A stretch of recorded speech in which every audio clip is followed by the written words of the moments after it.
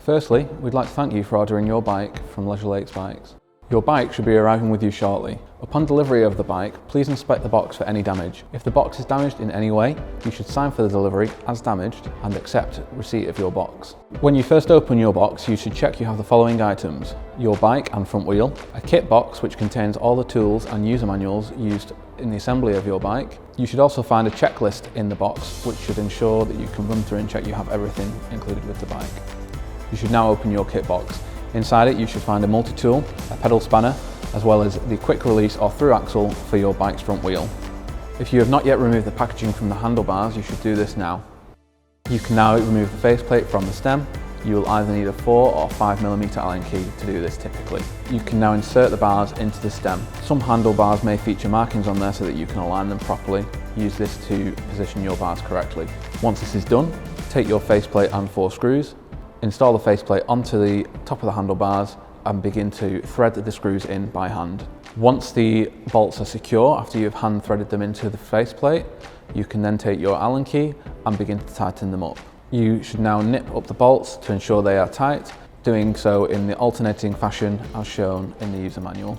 You can now remove any bubble wrap and additional packaging that is on the bike.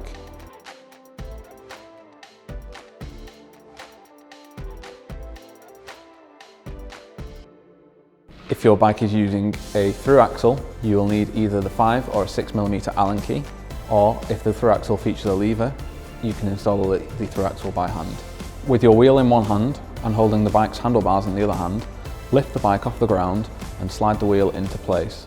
If your bike comes equipped with disc brakes, you'll need to ensure that when inserting the front wheel, that your disc rotor is placed between the disc brake pads inside the front caliper. Now, either using your 5 or 6mm Allen key, or if the through axle features a lever, using your hand, you can begin to thread the through axle clockwise into the bike. If your through axle uses a lever, you may need to check the user manual to find out which position the through axle should be installed in. If your bike is using rim brakes, and specifically V brakes as shown here, you will need to install the wheel in a slightly different way. Upon delivery, your V brake should already be disconnected. If this is the case, you can continue and insert your wheel as shown here.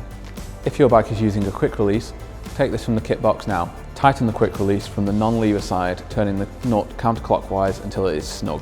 You will then lift the quick release lever, feeling resistance at this point here, and fully closing the lever.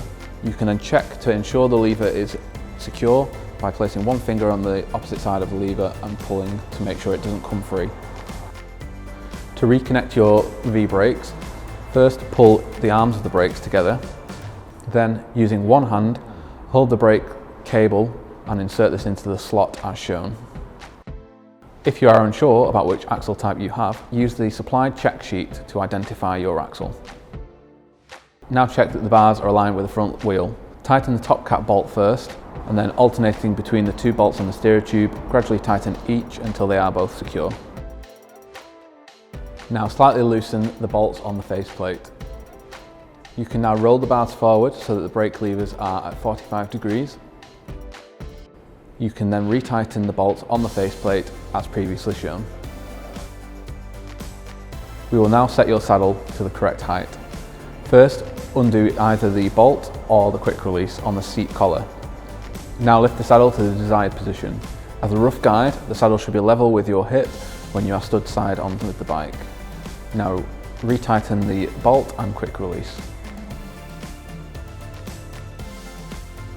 In the event that the pedals are not marked left and right, please note the pedals have opposite threads, so will only install correctly on one side of the bike.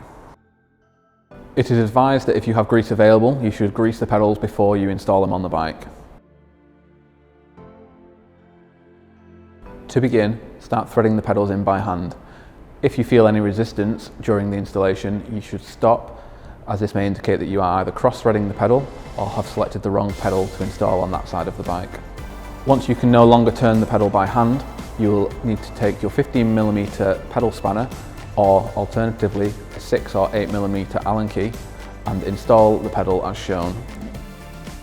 You should now perform a final bolt check and inflate your tyres to the recommended pressures. These can usually be found on the side of your tyres. Your new bike is now ready for its first ride. Once you have assembled the bike, keep the box and packaging in case it is needed. It is important that you regularly maintain your bike. To help you with this, we've included a free 6-week check, which you can find on the workshop card included in your kit box, and 4 weeks free insurance that you can activate upon receipt of the bike. You should also regularly inspect your bike. We also advise that you regularly clean and lubricate your chain. Visit your local Leisure Lakes store or leisurelakesbikes.com to find a range of bike-specific cleaners, degreasers and chain lubricants. We hope this tutorial video has been useful. Please don't hesitate to get in touch or visit us in store if you need any further advice. Thank you again for choosing to purchase your new bike from Leisure Lakes Bikes.